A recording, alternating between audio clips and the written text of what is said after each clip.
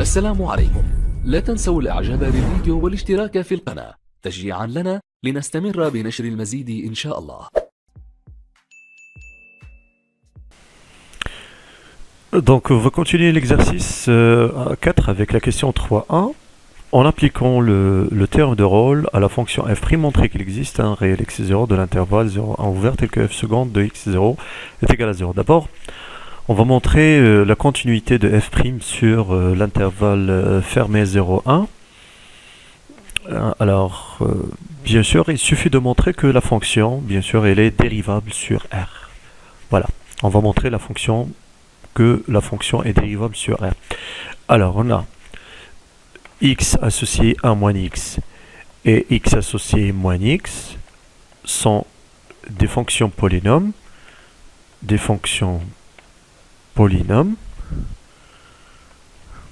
donc dérivables, donc elles sont dérivables sur R. Dérivables sur R. Voilà. Par suite, la fonction x associée exponentielle moins x est dérivable sur R en tant que, ou bien comme, composé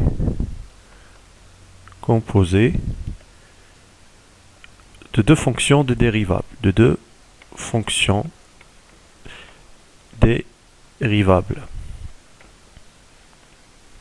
De même, donc, f', qui est pour tout x, on associe 4 fois exponentielle moins x moins 1 facteur de 1 moins x, est dérivable sur R, est dérivable, je vais retourner ici à la ligne, dérivable sur R, comme produit de fonctions dérivables sur R, comme produit de fonctions dérivables sur R. Dérivable sur R. Donc qu'est-ce qu'on constate? On peut constater, donc en particulier,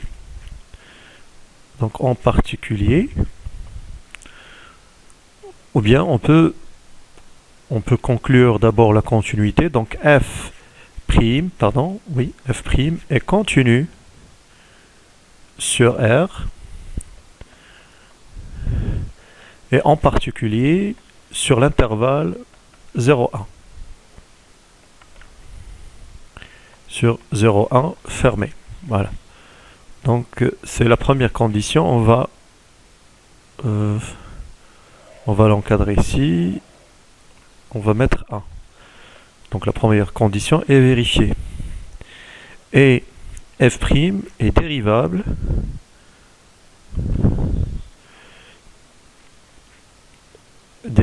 sur R implique que f', bien sûr, est dérivable sur l'intervalle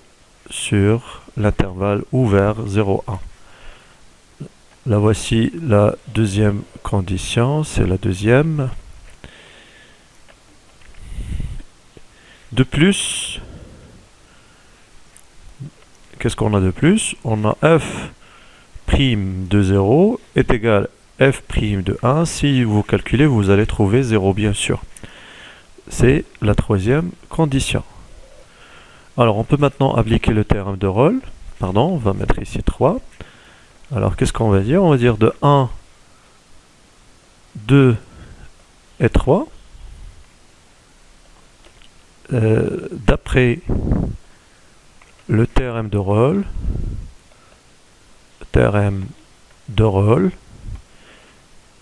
il existe au moins un x0 appartenant à l'intervalle ouvert 0,1, tout simplement tel que f' de x0 est égal à 0, et c'est le résultat voulu, bien sûr. Très bien, on passe maintenant à la question suivante. Maintenant, on va passer à la question B en appliquant le théorème des accroissements finis à la fonction f seconde montrer que pour tout x différent de x0 de l'intervalle 0 à 1, on a f seconde de x sur x moins x0 est supérieur strictement à 0. Attention, il ne faut pas faire confusion avec la première question. Pour la première question, on a appliqué le terme de rôle à la fonction f', mais ici on va appliquer le taf à la fonction f seconde. Donc il va falloir calculer f seconde et f troisième. D'accord? Alors on va commencer par dire que on a, d'après la question précédente,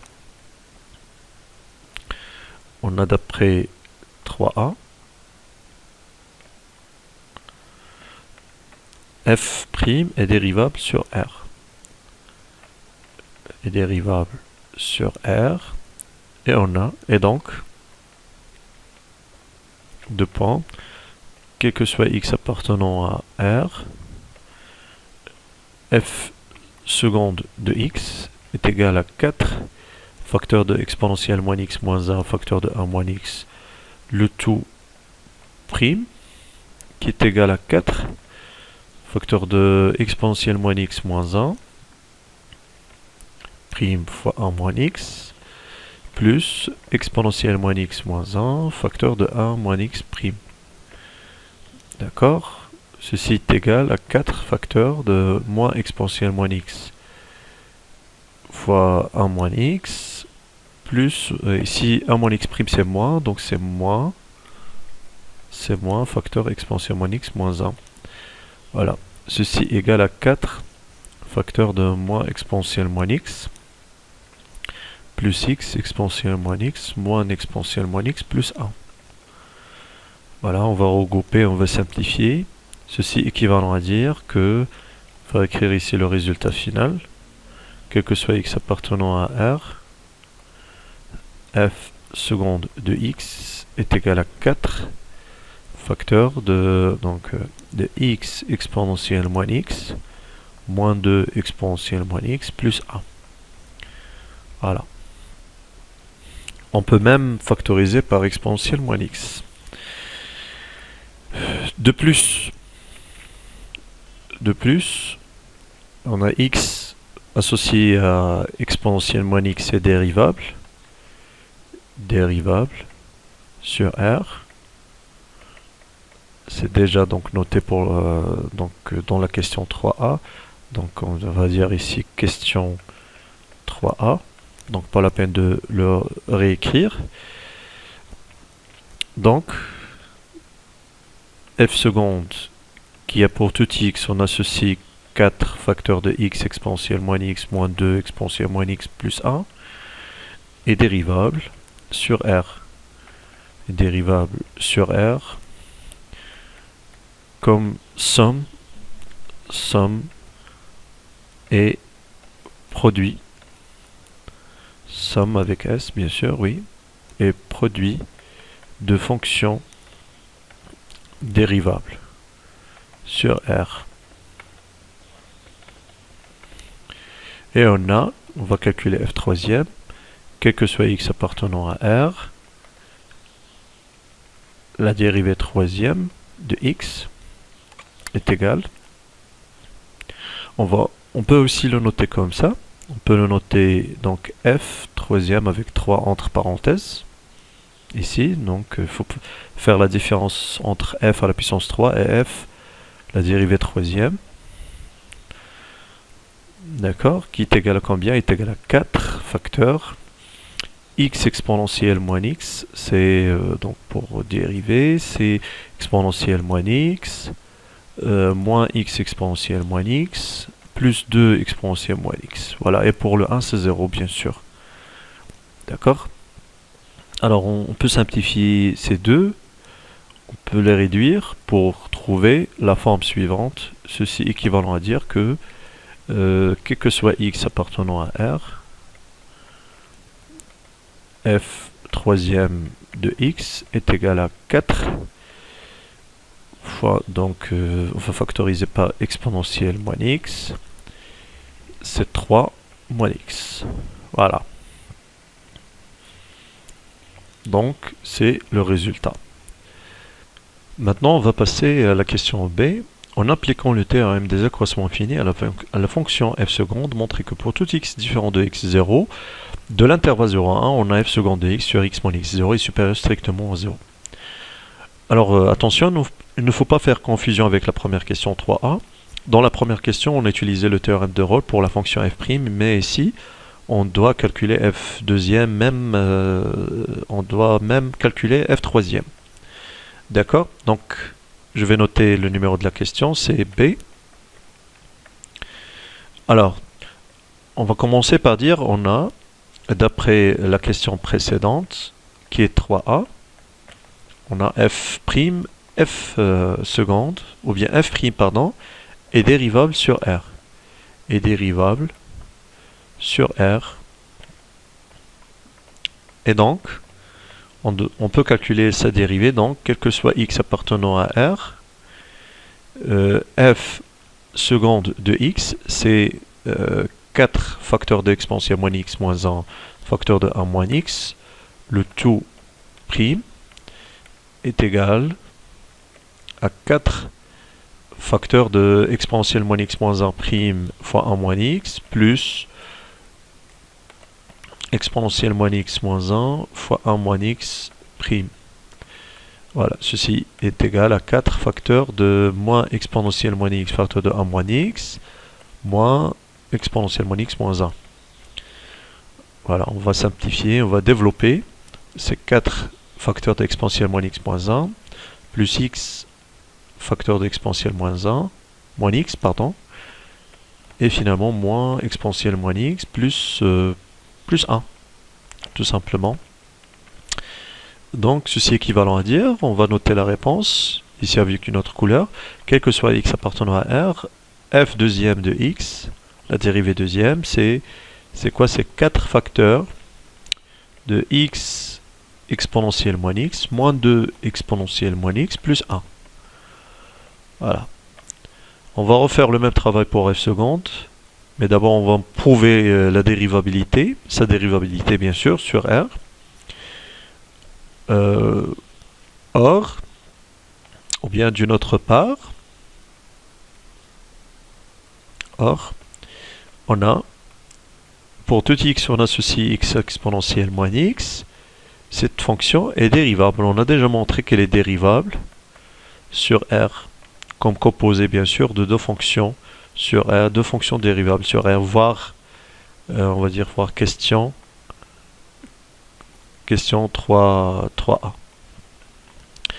Et bien sûr, donc, la fonction f seconde, qui a pour tout x, on associe 4 facteurs de x exponentielle moins x moins 2 exponentielle moins x plus 1 est dérivable aussi sur R, est dérivable sur R, il n'y a pas de problème, comme somme et produit de fonctions dérivables,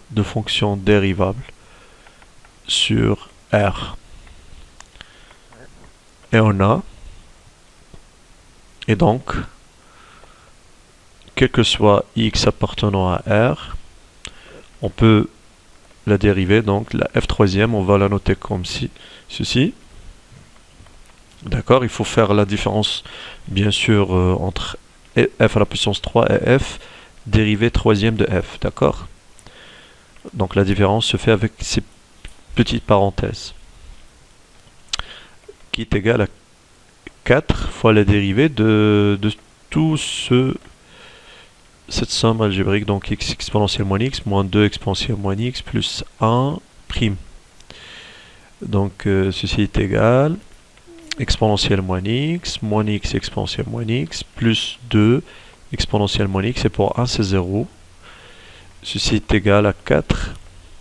Donc exponentielle moins x c'est 3 exponentielle moins x exponentielle moins x. Et finalement on va factoriser. Donc ceci est équivalent à dire que quel que soit x appartenant à R,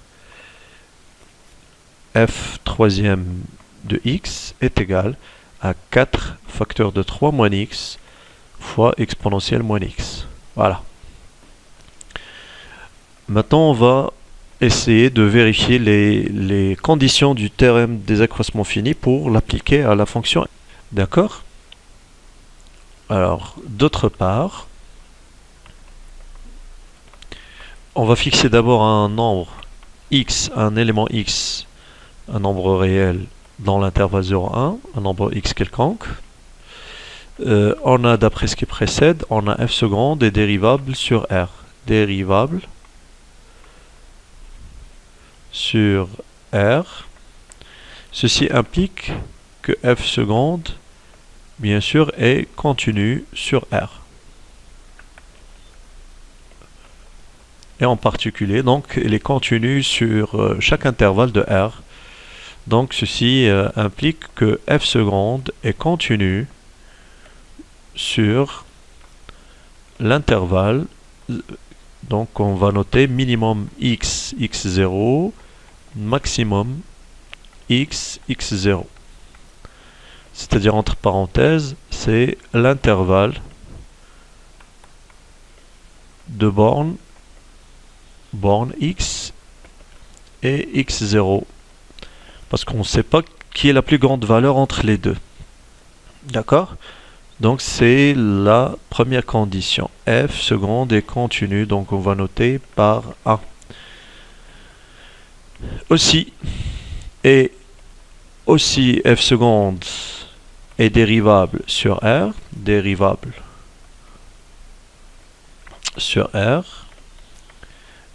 implique que f seconde, bien sûr, est dérivable sur chaque intervalle de R. En particulier, dérivable sur l'intervalle qu'on a noté, c'est minimum de x, x0, maximum de x, x0. D'accord? Voilà, c'est la deuxième condition.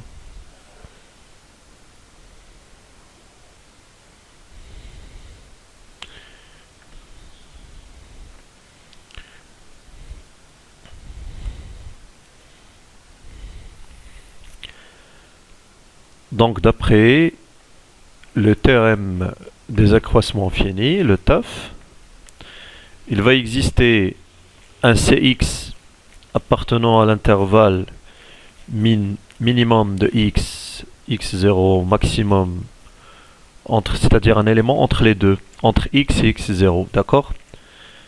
Voilà, x0, tel que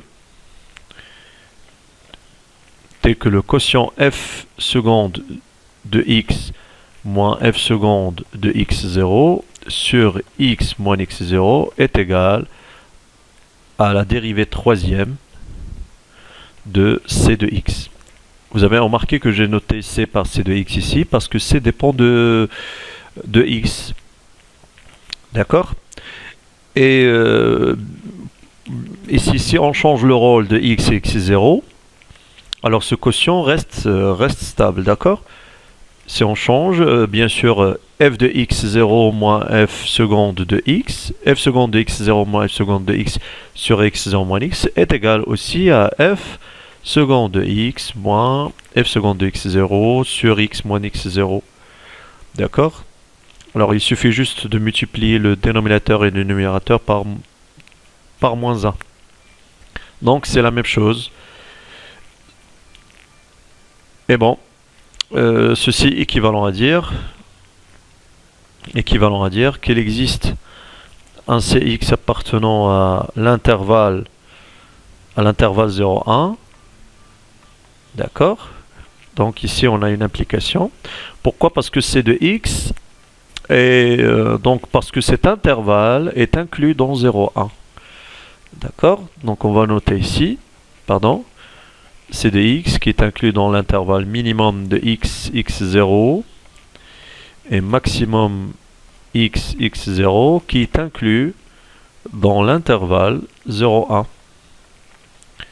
Et pourquoi il est inclus dans 0,1? Parce que les deux éléments x et x0 appartiennent à l'intervalle 0,1, d'accord? 0,1, x et x0, ils sont différents, donc l'intervalle x, x0 est inclus dans 0,1 de la convexité, ceci vient de la convexité de l'intervalle d'un intervalle dans R. Et par conséquent, ici, on va simplifier f seconde de x0 d'après ce qui précède, c'est 0. Donc f seconde de x sur x moins x0 est égal. Donc c'est quoi f troisième? On vient de calculer f troisième, c'est 4 facteur de 3 moins c de x, facteur de exponentielle moins c de x. Ici, on va mentionner que f seconde de x0 est égal à 0, bien sûr. Or, x, c de x appartient à 0, 1. Ceci est équivalent à dire que c de x est compris entre 0 et 1 strictement. Ceci implique que c de x est inférieur strictement à 3. Ceci est équivalent à dire que 3 moins c de x est strictement positif. D'où finalement, on va noter la réponse. Il existe un c de x, ou bien, d'où finalement, f seconde de x sur x moins x0 est supérieur strictement à 0. Pourquoi? Parce que exponentielle, donc on va noter ici la justification, car 3 moins c de x est strictement positif, et exponentielle moins c de x est strictement positif aussi. D'où le résultat voulu. Et on passe à la question suivante. Maintenant, on va passer à la déduction. On déduire que i, le point i de coordonnées x0 et f de x0 est un point d'inflexion de la courbe. C'est très simple. On a d'abord, on a f seconde de x0 est nul. Mais ce n'est pas suffisant pour dire que c'est un point d'inflexion. Attention. D'accord? Et d'après, pardon, ici, et d'après la question A, la question B, la question précédente, quel que soit x appartenant à l'intervalle 0,1 privé de x0, on a f seconde de x sur x moins x0 est strictement positif. D'accord? Donc, pour tout x appartenant, donc quel que soit x, donc si x est inférieur strictement à x0, bien sûr dans cet intervalle. Alors si x est inférieur strictement à x0, qu'est-ce qu'on aura? Donc f seconde de x sur x moins x0 positif va impliquer que f seconde de x doit avoir le même signe, c'est-à-dire f seconde de x est négatif. Et si x est supérieur strictement à x0, f seconde de x sur x moins x0 positif implique que f seconde de x est supérieur strictement à 0. Alors qu'est-ce qu'on constate? On constate que f seconde, c'est-à-dire f seconde s'annule en x0 et change de signe au voisinage de x0, au voisinage de x0. Donc il admet un point d'inflexion au voisinage de x0, donc ou bien d'où i, le point i de coordonnées x0, f de x0 est un point d'inflexion. Est un point d'inflexion de la courbe de C. Voilà ce qu'il fallait démontrer. Et on passe à la question suivante. إن أعجبك الفيديو لا تنسى الإعجاب والاشتراك في القناة.